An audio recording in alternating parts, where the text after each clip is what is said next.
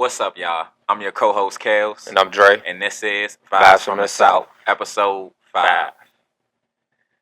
Episode 5, man. But before we start, we want to thank everybody who's been tuned in with us since episode 1. Make sure y'all like, comment, subscribe, and follow us on all platforms at Vibes from the South on Instagram. Once again, we back at it. Appreciate you. And today, episode 5 is about a letter to myself and a self-reflection of our lives. Let's do it. So week 5, man, we here, and today we're going to more so talk about, it's like a reflection day. You know, mental health is an important thing that, Facts. amongst everyone.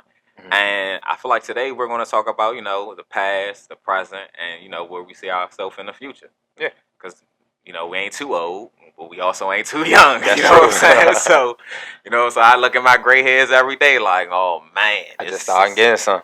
I mean, but the crazy thing with me is I had gray hair all my life.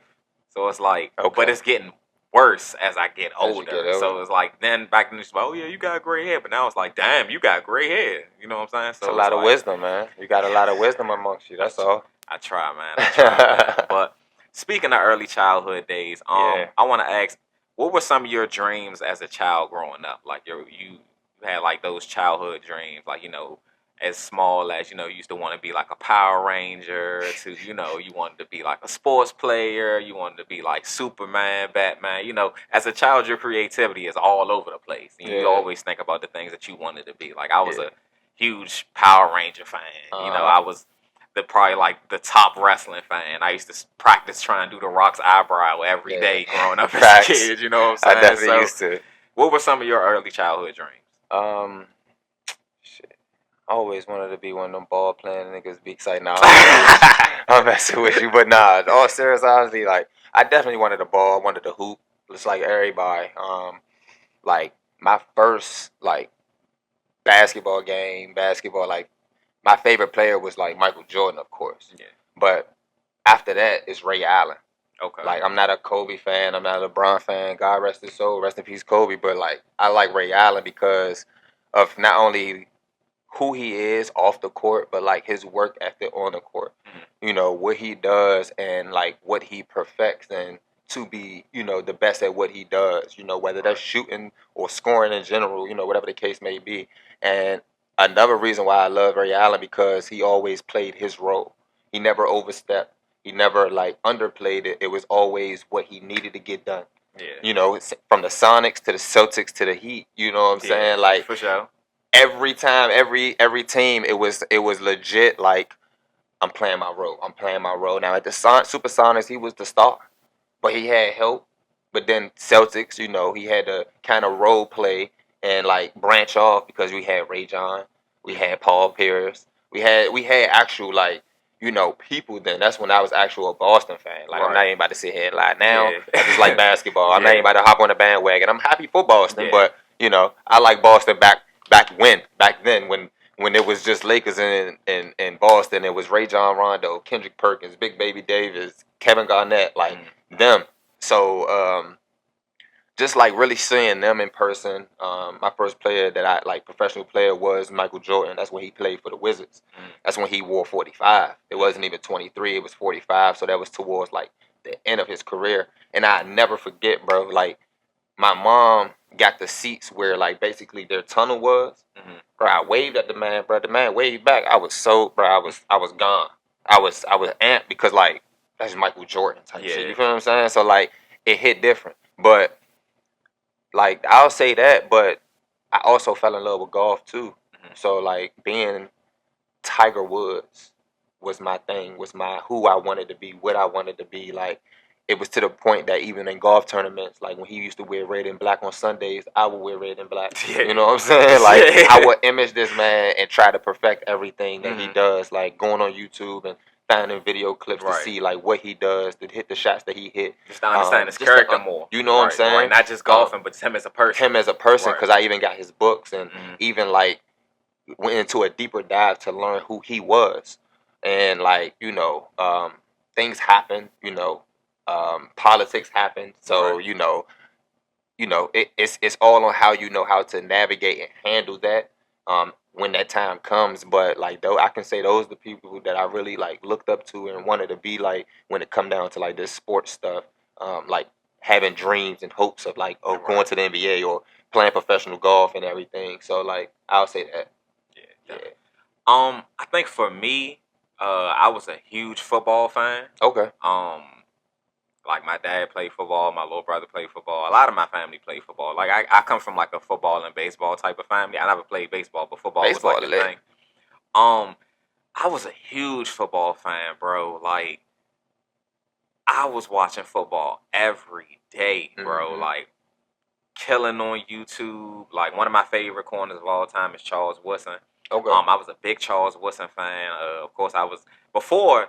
I never really speak on this, but before I became like a full-time Commanders fan, you know, growing up, Michael Vick was that guy. Facts. So I was a Falcons fan. Him and Ward Dunn. Come on now. And look, now. You ain't no real Vick fan if you ain't had a football. Come on. The red and black football. Come on now. With the jersey. I'm telling you. You feel me? I'm telling you. I was a real Michael Vick fan growing up. And then it's like, I think when I got to like 5th grade, I think that's when I really started liking the Skins. And I was like, all right, I'm locked in with them. Because my first game that I went to, my godfather took me to, and it was the game against the Jacksonville Jaguars when Santana Moss caught that pass in overtime and ran into the touchdown. Right. It was that game. Okay. So that game was lit, crazy.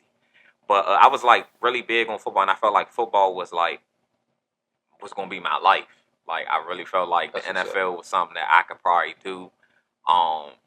It wasn't hard for me to adapt to a lot of things with football, like understanding like coverages and stuff like that, or like just reading the QB. Like that's one of the things. Like it was just so easy to me. I was about to ask that. Like, was it hard for you to read the plays? It was just easy to me because it's like as long as I knew where my coverage was, because like the big thing about playing DB that I still tell people to this day is all you got to do is communicate. Yeah. The only way the offense can, like with their wide receivers, confuse you is if they run crosses. Right. To try to get us to run into each other. But as long as we communicate like and know your zone, you be straight. So like things like that wasn't that hard for me, and it's like I studied a lot of it. But I think like the downside of it was I wasn't fully invested in it, like how I see the youngins today. Like really putting that work in. Not even putting the work in, because I feel like the working out part was good. It was just more so of like perfecting the craft, like being fully locked in. Like, you know, nowadays when little kids want to be football players, they be playing Pop Warner from the age of 6. Yeah. I wasn't really doing that. I was just playing it like, you know what I'm saying, when I felt like it every now and then, you know what I'm saying? And it's like, that's hard to, because football is a very popular profession to this day. But I want to bring this to the question too. Like, how do you feel about the difficulty or just the structure of parents investing in their kids' talents young versus like them figuring it out when they become an adult later on? I mean, well, before we get in that, I'm gonna tell a funny story real quick. Okay. I played football for about 30 seconds, bro. Yeah, 30 seconds is crazy. I got in, and I was a wide receiver, bro. Ran my route. Little quick bop. Mm-hmm. Get the ball. As soon as I get the ball, I see the dude, and he hit me. Man, I walked off. Helmet, shoulder pads, jersey. I took it all right there, bro. Dang. I told the I'm done. I was done right then and there. But to answer your question, I feel like it's very important to invest into your kids' future, especially when you see that they seek interest into something. Mm-hmm. Especially that early, as into like 6, 7. I was 6 playing golf. Okay. And I didn't understand fully then, but I understand now how important and how much it's important to like push your kids. And I'm not necessarily saying pushing your kids to a goal or for them to do something that they want to do. Yeah, that you wanted them to do. Yeah, yeah. So like if that's what y'all thinking, I'm not talking about like, oh, he mean like I don't want the kids, the parents that's pressuring their kids to do something that the parents want them to do. Right. No, it's the simple fact as if, for instance, I was very interested into golf. Mm-hmm. Now it was a time where the golf team that I was on, unfortunately, we had to basically it was no more of the golf team due to some other difficulties that was going on. Right. So after that, I was into tournaments here and there, but I was also at a certain place in my life at the golf level that I couldn't just play in any tournaments. I couldn't be in any golf team. So I say that to say, um, I knew that I had to find not only a golf team that whether they traveled or not, but that was getting the exposure just like my golf team. You know what I'm saying? Um, I wish that my parents was push me more. They pushed me, yes, I will give them that, but I wish they pushed me more to this is like you know what I'm saying on the investment side because a lot of the stuff came from sponsors. Right. I was sponsored very young. Adidas, we was getting stuff by Adidas, Nike, like Callaway, like we was getting a lot of these famous brands that a lot of people pay all these hundreds of dollars for. We were getting that stuff for free, so I really never had to pay for a lot of the golf stuff. But when that situation happened, it kind of like died down. Sponsors died down, and now it was like you get in here and you gotta your parents gotta come out your pocket. And I knew that like my mom or my parents, my dad wasn't gonna. I ain't gonna say they wasn't going to. They probably would have if I would have asked and pressed the issue. Just but wasn't in the position to at the we moment. wasn't in that. Yeah, like it wasn't that type of time. Man, they got other kids. Like I can't be selfish for something that I'm trying to do. You know what I'm saying? Yeah. But I also wish that they were selfish for what I wanted to do. You know what I'm saying? Like and knowing like this is what he want to do, so I'm gonna invest. So, cause that's my plan now. Like, definitely. I don't care if Holly's 3, 4 years old. I don't care if Halo 4, 5, 6 years old. Like, if I see something, gymnastics, chess, I don't care what it is. If I see something that they're interested in and they really want to do, I'm gonna let them do it. Right. You know what I'm saying? And I'm gonna make sure that I put in that necessary work and financial funds that make sure that they go above and beyond and to their highest ability. I'm not putting in funds to necessary, because I mean, and understand this, don't go into this situation putting in funds thinking that you're going to get an outcome or thinking that your kids owe you, because they don't owe you nothing. They didn't ask to be here. You know what I'm saying? 100%. Like, support your kid because you 100% want your kid to win, not because you want your kid to buy you stuff when they get all these hundreds of millions of dollars. It's not about that, because then you're going to shy away from the kid's dream and what they really want to do, because the politics is already a bitch in this shit. But then you got your family members and your friends all in your ear. Oh, can you get me? Can you buy me? All I want is this. Like, if I was a regular motherfucker, would you be asking me for this stuff? You know what I'm saying? So like, it's like, don't pressure nobody into being something that they don't want to be, for one, and don't pressure them into stuff that you want for yourself, to satisfy you. Like, let them follow their dreams. Let them be who they want to be. That's my piece on that. What about you, bro? I definitely agree. Starting off, I feel like, just to piggyback on when we talked about like the accountability episode when we uploaded the reel, and we talked about how the youth need that exposure to things, and maybe they'll figure out more of what they want to do in life. That can start in the household. Facts. Because it's like, it should start in the household. Right. It should start in the household. Because if you're teaching your child in house about the decisions that they can make in life, or just the hobbies that they can adapt to, or even the skills that they can learn, the biggest win that you can get from that as a parent is when you see your child has that ability to teach others. And then you be able to know, like, I'm actually doing something right. Yeah. It's not just about getting your child to a certain standpoint. We all want our child to be at the highest standpoint in life, 10 times better than us. But you also have to take an accountability of when he's able to teach others who may not be in the same position as him. Because everybody don't get the same opportunity every day. And people come from different backgrounds. You know the famous saying, you never know what somebody else going through, because somebody can be going through something 10 times better. 10 times worse, I'm sorry. So it's like, you want to always invest in your kids early, just to have some type of skills and not just one thing. Like, one of the things, like, I was big on football, but one of the things I wish my parents would have introduced me to, I wish I would have learned how to play the piano. Okay. Because, like, I'm a big John Legend fan. So it's like, I like his music or whatever. Yeah, I mess with Legend. I've been to one concert, and it's like, fellas, watching this, you want to do something for your lady, take your lady to a John Legend concert. Yeah. If she acting bougie because she want to listen to too much Sexy Red, leave her ass in the streets. You street, to be exact. But, you know what I'm saying? Just leave leave her where she at, man. Cause everything ain't about a glow bow and all that. Swipe your card, all that. Look, yeah, man. Listen to some good music, man. Some good jazz. Some jazz. Like we getting older, man. Stop listening to that. I'm not gonna say it's like corrupt stuff because it's good music. You know what I'm saying? But that ain't the only music that's good for you to be listening to. Yeah, man. From Sunday to Sunday. You know what I'm saying? Just like you are what you eat. Yeah. You are what you like, what you listen to, what you put into yourself. Like, you got to balance. Exactly. Yeah. It's just like, and I don't mean to use this because I'm an IT technician, but it helps. It fits. Mm-hmm. Your body is like your body is an OS system. Right. OS is like an operating system. Mm-hmm.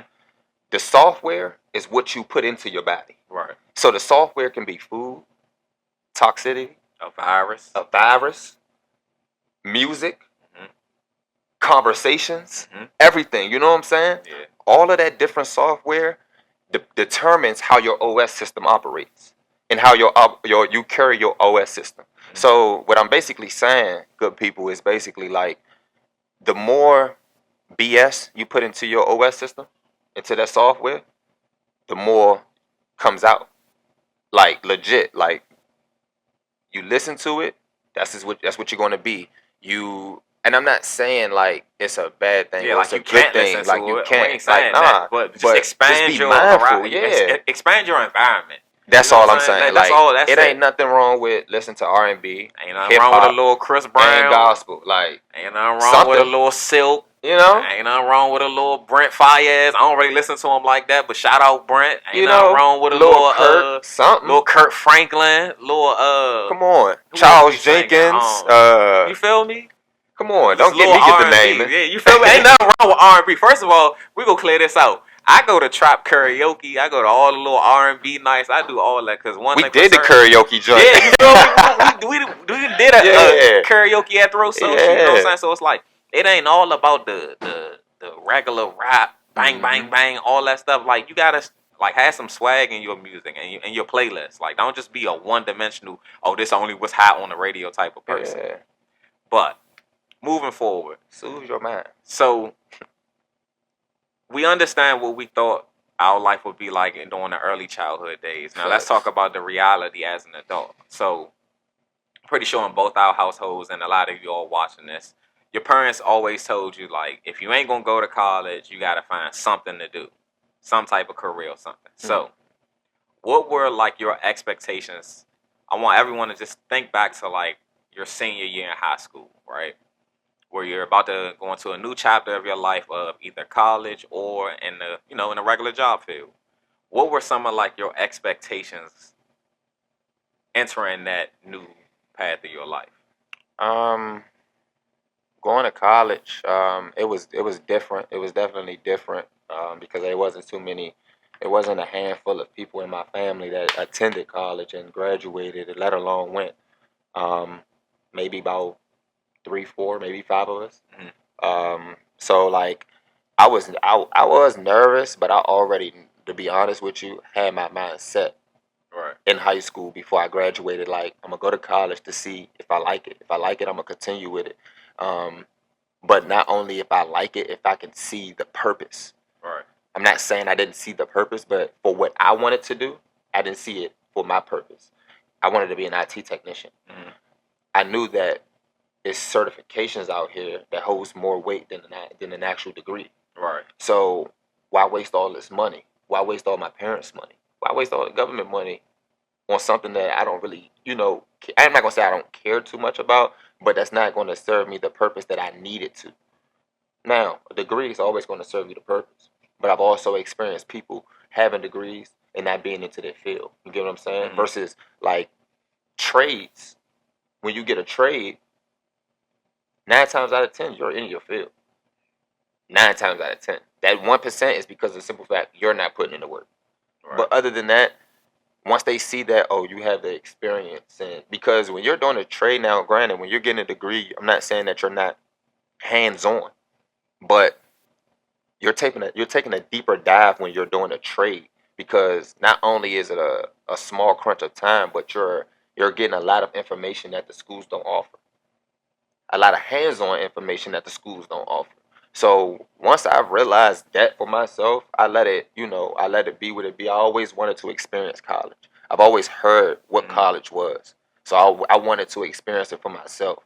I've never been shy away from college because even when I left Lincoln, I was going to go to VSU on a golf scholarship. Right. Like, I didn't leave college because of the simple fact I couldn't do it or I failed. I left because of the simple fact Lincoln wouldn't release my transcript in order for me to go to VSU. You get what I'm saying? Yeah. So, like, I'm not gonna say it wasn't me because I could have fought way harder, but why do that if I can go and get this trade at this trade school and do what I really want to do? You get what I'm saying? Granted, 100%. Even going to VSU, I was going to do what I wanted to do and get my IT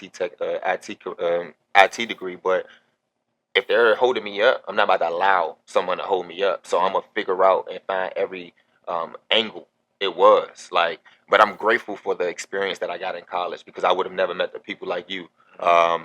And had the friendships that we have, the brotherly friendship that we have, the relationships that I have for like Baltimore, Jersey, New York, Philly, all the Connecticut, folks, all the folks that man. tune in. So shout out y'all. Shout out all y'all. Shout out the whole family. I mess with all of y'all. Like, and even when I still went up there after the fact, like, even though like I didn't finish, it was still love. You get what I'm saying? Yeah. Like, everybody showed me love, like, because they remember me, and not only that, like, they mess with me. So like, we was locked in. But like, that's really my take far as like the college scene and really knowing what you want to do and preparing your mind to like what you're trying to do to get to where you are, or that got me to where I am, still to this day. Now, I'm not going to sit here and say like, oh, once I got my certification, I was right in it. Nah, because as I was getting my certification, I was also in the school system, making good money, no degree. You know what I'm saying? It's hard to leave stuff like that. You get what I'm saying? So like, I feel you. I was in there a couple of years after I got my cert, but I got it now, and now I'm in it. You know what I'm saying? And I'm actually doing it, and I'm actually enjoying it. And that's when you like know that your route, the route that you took, it was the route for you. Right. Like, I enjoy doing what I love. Like, I go to work with a smile. You know what I'm saying? Versus an attitude. I wake up with a smile versus an attitude. Even when I start this new one, I'm gonna wake up with a smile. I'm gonna have the energy to like, oh, what you need, because this is what I love to do. It's just like IT is just like golf. That's what I tell people. It's just like golf. Golf is my first love when it come down to sports. It's not basketball. It's not football. I love them sports. I love basketball. I love baseball too because I played that. But I was only good at it because I played golf. So at the end of the day, everything that I do reverts back to golf. So that's really my take for real, and my experience and how it navigated and my path. Like, I kind of knew what I wanted to do, and that's what I be trying to like preach to the choir and to these youngins. Like, know what you trying to do. Like, figure out your purpose. You know what I'm saying? Because this world, like, it don't stop. Time don't stop for It's not about to sit here and be like, oh, you need some. Got you. You want to be 21 for like 2 more years? You feel like, I got you. Nah. Like that. So you just got to know what you want to do. Now, I'm not about to sit here and say that I wasn't partying and doing everything that I wanted to do. Right. I was. That was the time of me finding myself. But that brought me also to the person that I am today. Right. So as long as you're not the same person that you was yesterday or last month or last week or last year or 5 years ago, that's all that matters. Definitely. What about you, bro? Well, for me, 2 things for high school. One, I think like when I failed 9th grade, that was like a big reflection year from like 2010 was hard for me, bro. Like, I remember to this day, like when the dean was telling me and my mom about the classes I failed, like we thought I was about to go to summer school. Whole time I didn't fail. Then if you really went, if you know what high school I went to Thurgood Marshall, you know how that go. That's why I'm laughing. You right there in that dean office, and they like, didn't they hit you with the possibilities that you might can go to summer school? So now I'm thinking like, all right, I can at least go to summer school. My mother not gonna be that mad. Yo. So it go to one class, I passed it, cool. Another class, I passed it, cool. So it get to this one. It was one class. I think it was like history or something like that. I failed that. Boom. He was like, all right, you might can go to summer school for that. Then it was like one of them type of sciences I was taking at the time. What we taking ninth grade? Yeah, I think it was earth science. I would say earth science. Boom. I think I failed that. And then he was like, all right, but I mean, you know, he could probably go to summer school. He can only fail 2 classes. He gets to the last class. I swear to God, he said that shit like Jeopardy. He was calculating my grade. And then we put on the calculator. He was like, after calculating, you know, what he got all 4 quarters, he finished with, you know, the final average of.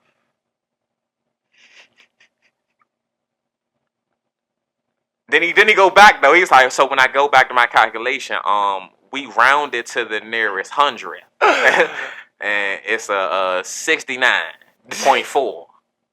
Dang. And he like, which means he won't be going to summer school, which means he'll be repeating the 9th grade. Like this nigga saying that like I'm getting an award for this, right? And it just was like, dang, man, like I real just stayed back. So mind you, I'm thinking my mother about to smack me on sight. Like I'm just, you know, when you get in trouble like that, I'm trying to hurry up and get out the building. I don't want nobody to see me get in trouble or none of that. So definitely I would say staying back, because after doing that, it was like, man, you gotta get yourself together. That was a rough summer for me. I ain't had no phone, none of that. So definitely staying back is one. And my other one was like with my high school, when I was getting myself together, I was granted the opportunity to go to a lot of a lot of colleges for visiting them.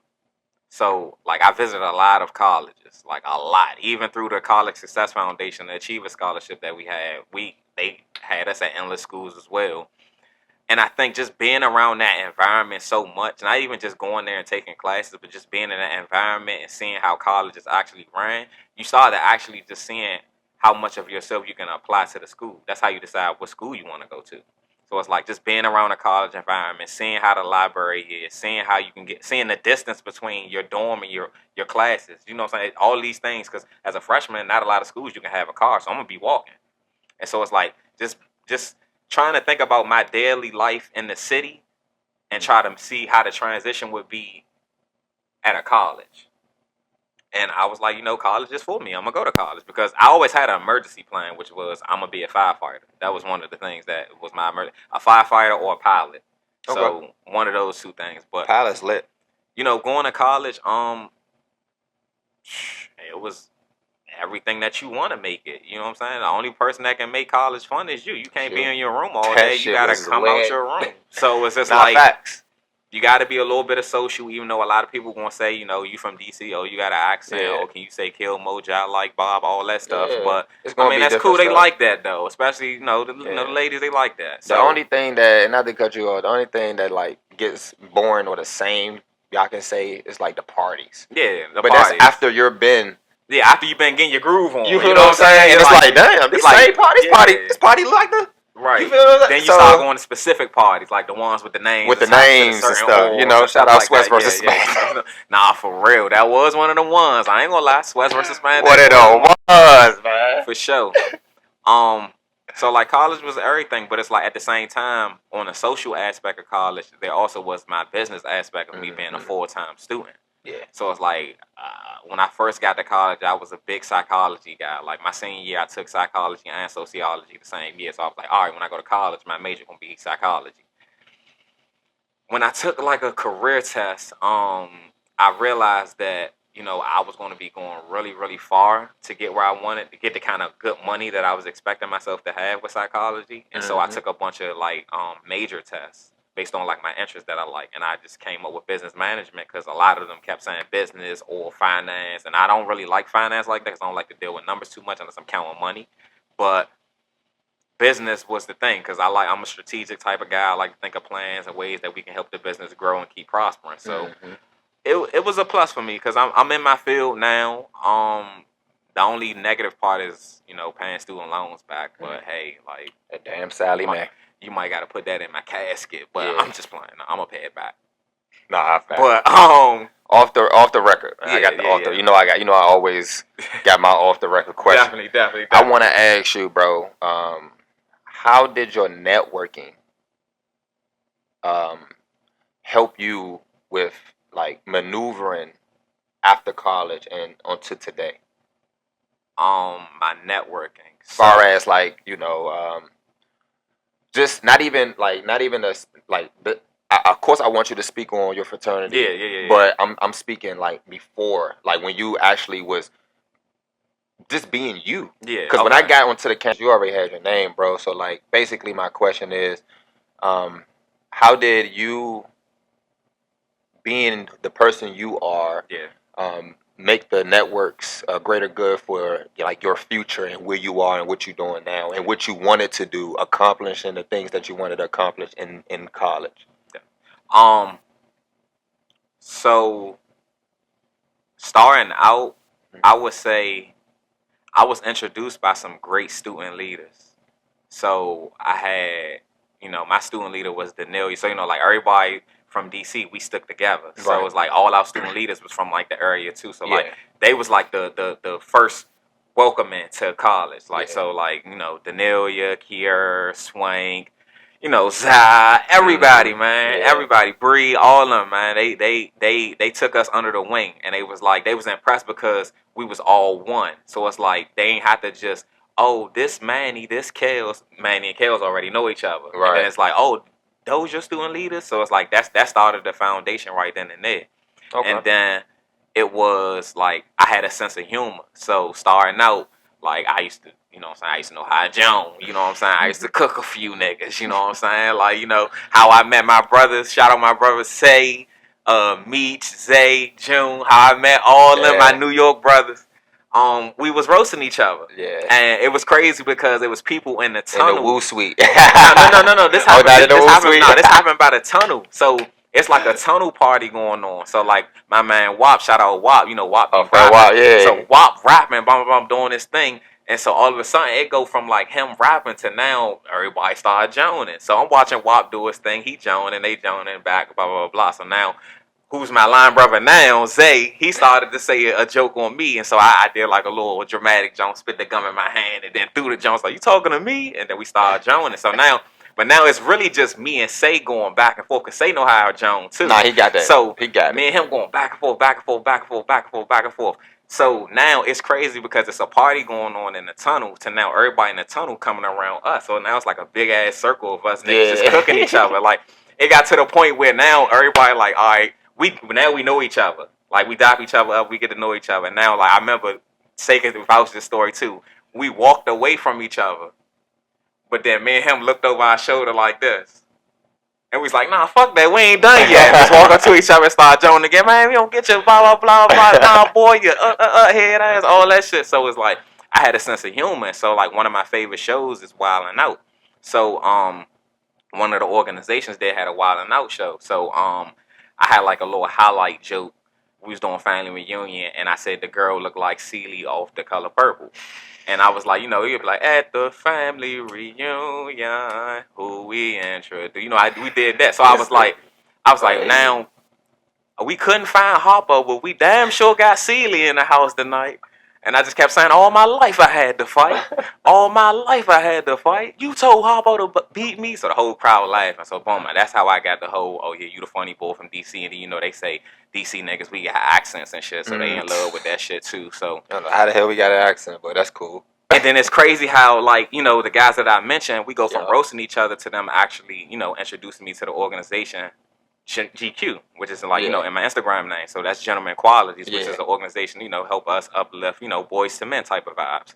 So it's like they told me about GQ, and it's like I already know them, and then I used to see them dressing up on Thursdays and stuff like that. So it's like that's how I got the GQ. And, that was like one of the first orgs that I joined that actually like, really groomed me to who I am today. Because I learned a lot of things like how to tie a tie, proper dress code. We had like little things, just like little things that help you, that you should know as a kid, but you kind of really don't know because you might not have your father in life. But if you don't really have your father in life, the next big thing is like having that big brother type thing. Right. So that's pretty much what it was. So it's like I always had like a good connection with people that that was really doing something with themselves. And so it was just like I wasn't just like on some like just trying to be funny type of thing. Like I also had internships with the Senate. I was, I was dressing good with GQ. I just had extra stuff about me with my personality that just a title wasn't enough. I had much more skill sets. And so it's like I always stayed in contact with people, even post-grad. Like I stay in contact with people from elementary, middle school, high school, and college, bro. That's why I pray I never lose my Instagram. So it's like I just use the connections and the people that I know actually got something going for themselves. Just take a conversation. A lot of people got pride issues. I talk to people that might be doing something better than me. Like 2019, I ain't had no job. I ain't had nothing. That was like the hardest time of my life. You think I was still not asking people to help me because I was unemployed? Hell no. Like, we friends, I'm going to help you. If you're a part of my village, I'm going to help you. So it's like just not having pride issues and none of that stuff and just reaching out to people that I felt like I helped. And a lot of people did help me. And a lot of people did was like, not even help me where they was like, hey, I'm gonna tell my hiring manager to hire you. Nah, not even just that. Just showing me the links. Showing me like, oh yeah, you should go to this website. Just when you apply for this, make sure you say that. Just the little things. I don't want nobody to hold my hand. Just show me the way. Because I do the same thing for you. I do it now. It's people that come to me like, how you getting into the job that you want to get? Oh, we got the link right here. Yeah. If you need something, let me know. So that's just how I grew my network for real. Can't call somebody your brother or your sister and you ain't willing to help. Yeah, I'm not into politics, man. And a lot of y'all, it's deeper than the title. A lot of y'all watching this, I want y'all to understand, like, politics ain't nothing. When I say politics, I ain't talking Democrat and Republican. I'm talking about like social media politics, all these stigmas and fake analogies that everybody putting out here that a man should do this or a woman should do this. Look, do what's best for you. If you ain't walking with God, then don't really talk to me. You can't really tell me what you doing if you ain't walking with the man upstairs. But that's neither here nor there. First. You gotta get right. And I ain't saying that we all already right. Right. We with God. Right. So every time through the good and the bad. You know what I'm saying? So like you gotta get with God, man.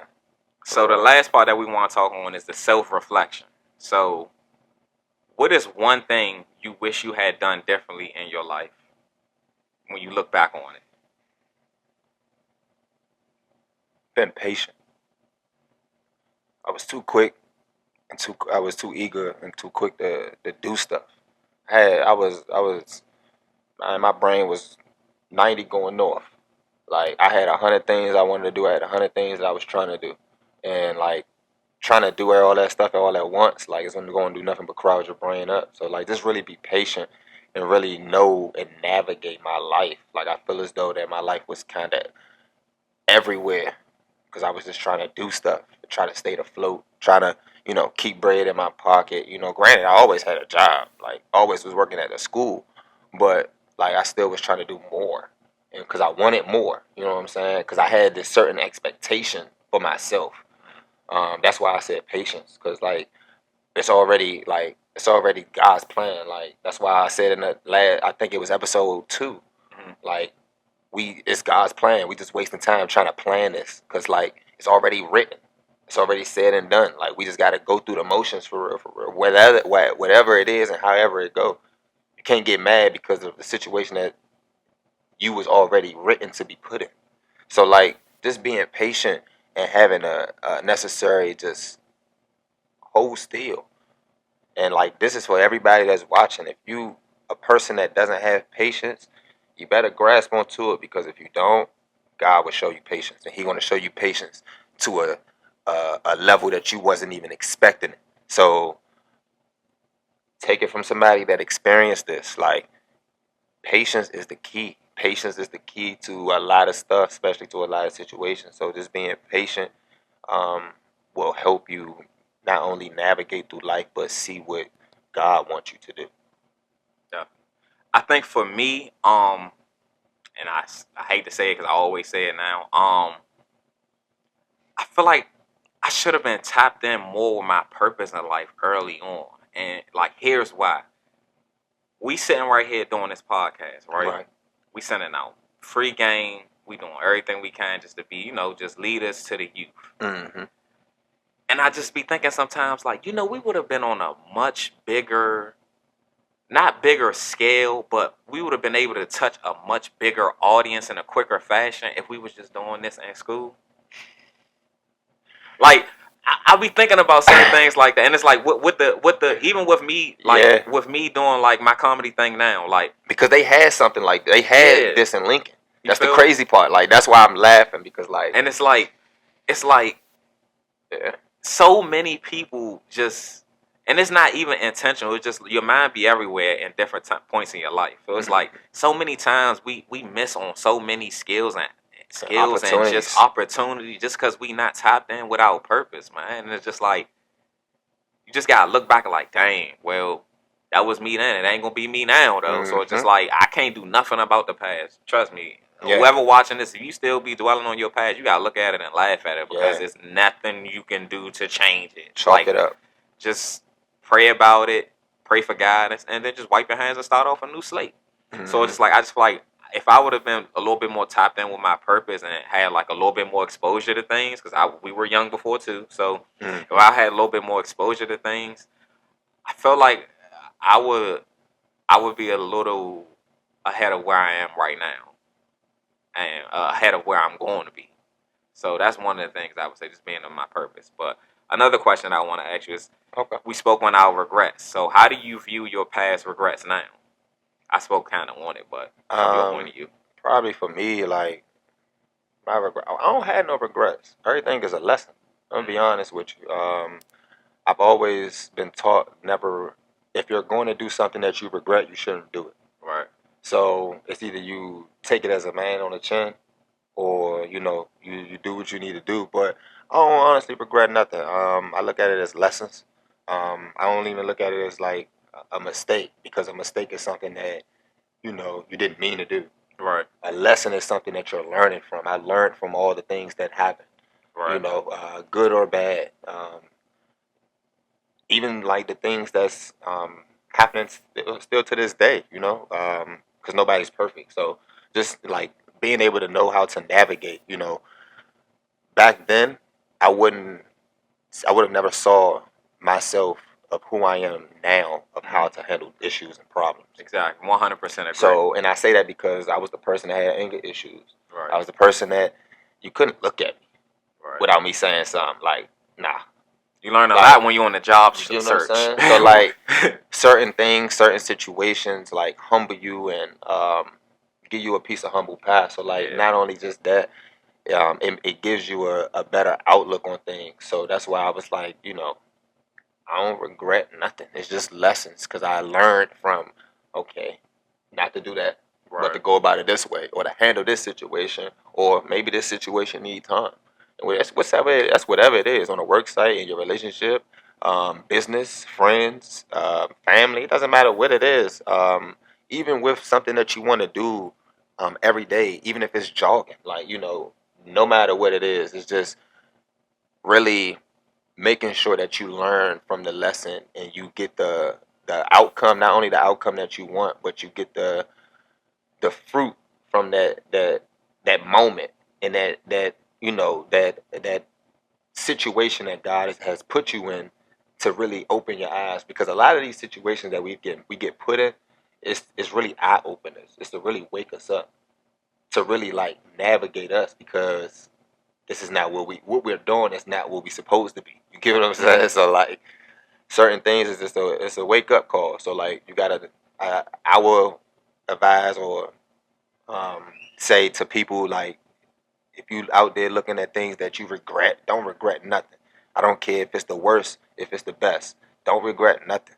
Have everything as a lesson, because when you have it as a lesson and you look at it as a lesson, you go about things a different way, and then you kind of navigate what you want to do. So the next time it happens, it's not a regret type of energy. It's, okay, I'm going to go about it this way. And then your mindset is going to be way different and 10 times better and stronger going into the situation. Because regretting it can like basically... It can mess up your self-esteem. And demolish you from what you're trying to do. So like, you don't want that to happen. You know what I'm saying? You got to keep remaining positive. Because I mean, regardless of what you're doing, it's going to be negative. It's going to be positive. It's all on how you want to navigate that and control that, and what controls you, whether it's the negative or the positive. So that's my piece. Definitely, man. So, before we close out, man, we like to give a quote for y'all to just take home, after y'all finish watching this, and just think about, applies to your life, and just reflect. So the first quote, I'm going to give it to you, Dre, and then the second quote I'm going to read. Okay. So my quote say, accountability separates the wishers in life. Again, the wishers in life from the action takers. The action takers that take care enough, that takes care enough about their future to account for their daily actions. So what I feel like this saying is, you got the believers and the non-believers. Mm-hmm. Because if you're a wisher, that's hope. Wishing ain't nothing but a hope. Because I wish, I hope. You know what I'm saying? You gotta have faith. It's either faith or fear. Yeah. And 10 times out of 10, it better be faith. Yeah. Because I mean, at the end of the day,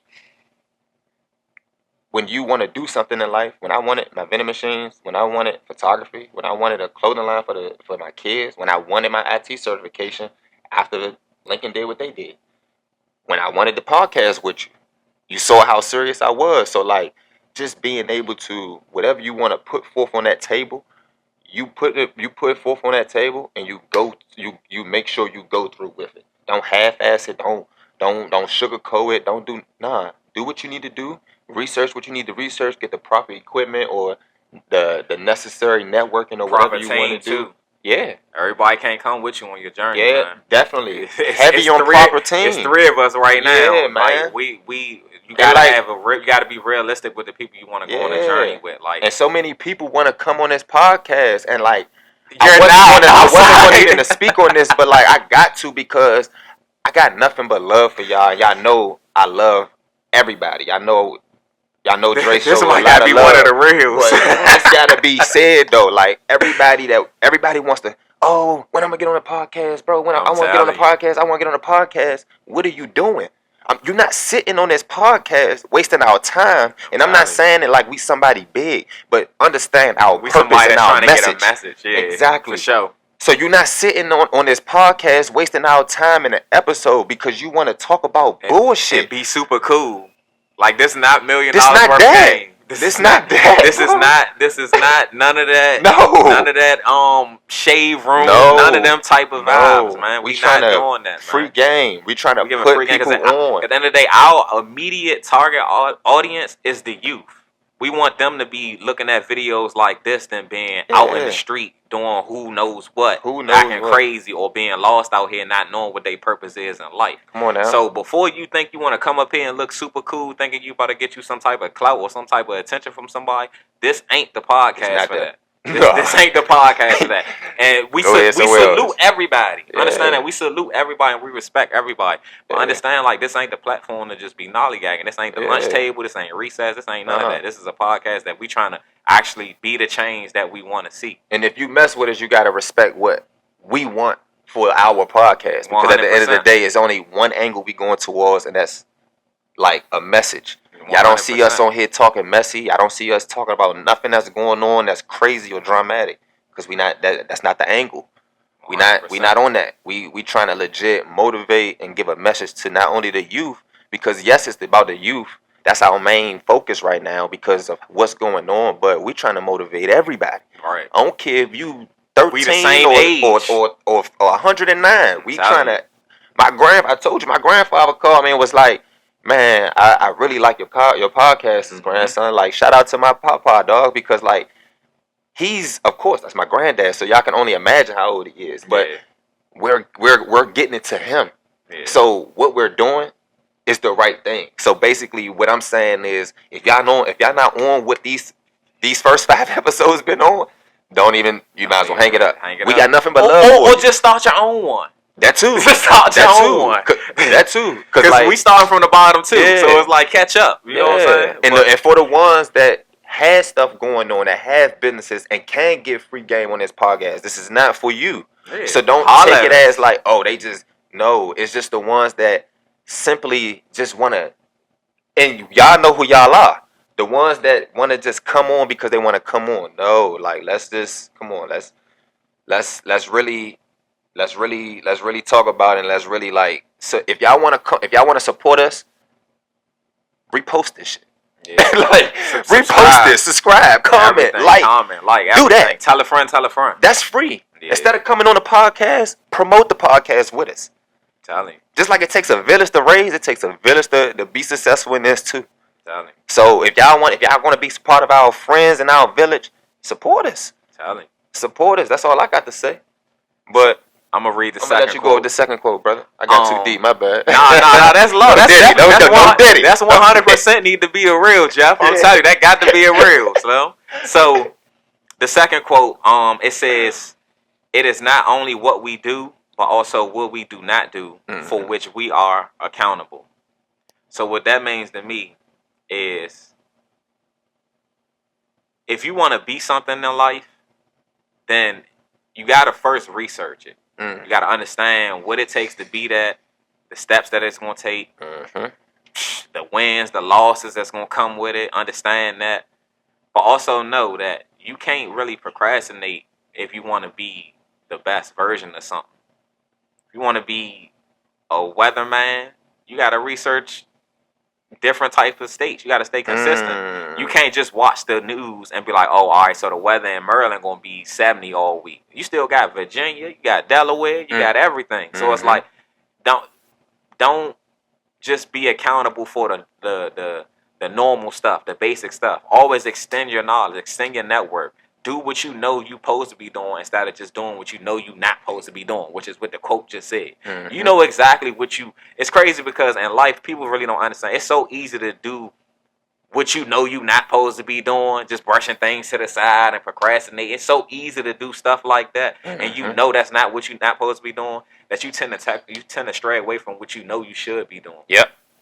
Like, you know you should be getting up every day. You want to be in shape, you know you should be getting up every day, doing push-ups, doing your exercises. You should not just waking up, getting on Instagram, eating heavy. You know what I'm saying? Like, people, you got to be locked in with your purpose. You got to know where you going at. Because it's so easy just to just say, I'm going to do it tomorrow. Yep. I'm going to do it on Friday. I'm going to do it on Sunday. I was about to say, and it go back, it keep then it go into, oh, it's going to be my New Year's resolution. Yeah. Oh, no, I'm going to try it again on my birthday. It's so easy to do that. When you could just be doing what you want to do, and then the results going to come day by day. The more consistency, the more you tap in with your purpose. That's why I keep saying purpose. I know I said it like 50 times, but it's important that you tap in and knowing who you are so you can become the best version of yourself, man. Yeah. And I want y'all to really think about that as we close this episode out. Once again, before you close out, I just want them to take this with you because what you said made me think about something. Success only comes before work one time, and that's in the dictionary. Just want that to sink in. Free game, man. Hey. So that means put that work in. Again, success only comes one time before work, and that's only in the dictionary. So you got to put that work in and only be successful into what you want to do. I'm not talking about successful in life. You could be you can put work in and try to be the best test taker. Put that work in. So just take that, let that sink in. Go ahead, Brody. This is episode 5, A Letter to Myself, Self-Reflection. Once again, we thank each and every one of y'all who've been tuned in with us, who like, comment, subscribe. Make sure you tell a friend to tell a friend, man. This is Vibes from the South. I'm pretty sure we 5 episodes in. Y'all see what the kind of vibes that we be on. Support is free. Support us. If you got any type of businesses, anything that you got going on and you consistent, you 100% with it, and you want to see yourself get to the next phase, holler at us, DM us, let us know. Any way that we can help, man, we're willing to help, man. Just meet us halfway. And closing out, I'm your co-host, Kels. And I'm Dre. And this is Vibes from the South. Catch y'all at the next one.